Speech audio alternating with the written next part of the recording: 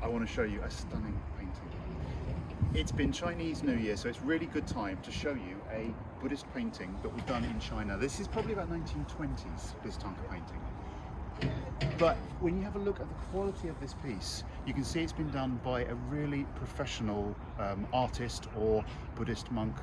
Now, when this style of painting began in about sort of 13th century or so, but at the time it was quite traditional. It wasn't as realistic as this, because Tanka paintings, unlike the art that we see in our Western world, were more about giving ideas, figurative ideas about how you should live, how you should engage with the spirit world, etc. So in fact, this was not really a painting, this was a map, a visual map for people.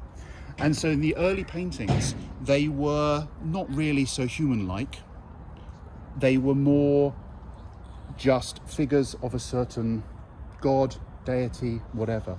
Now, how do we know this is such a good painting? In the Buddhist pantheon, you've got three types of artists. The very best artists would have been making the sculptures. Those are the bronzes that you see.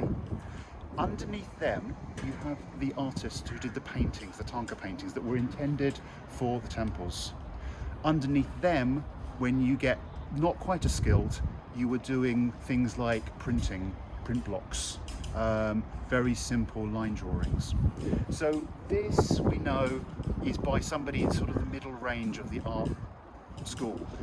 Now, the detail, I think it's Avalokiteshvara, which is the deity who is waiting on earth, helping us out between Sakyamuni Buddha and Maitreya, who is the future Buddha. So this is the god that's going to help us out for a couple of thousand years until the future Buddha comes.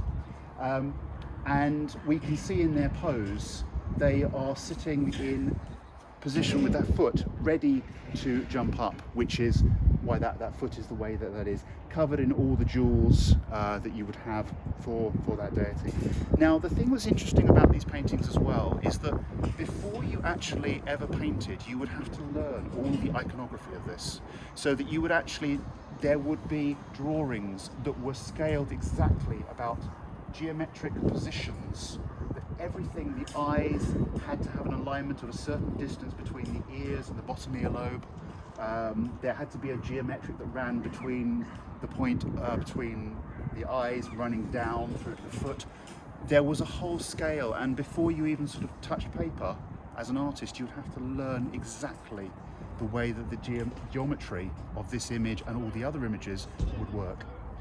And then when you were good enough, you would begin the painting process. Now, the thing with it is, this was not just there for people who were sitting in the temple. This was supposedly, when you're doing paintings like this was also a spiritual practice for you.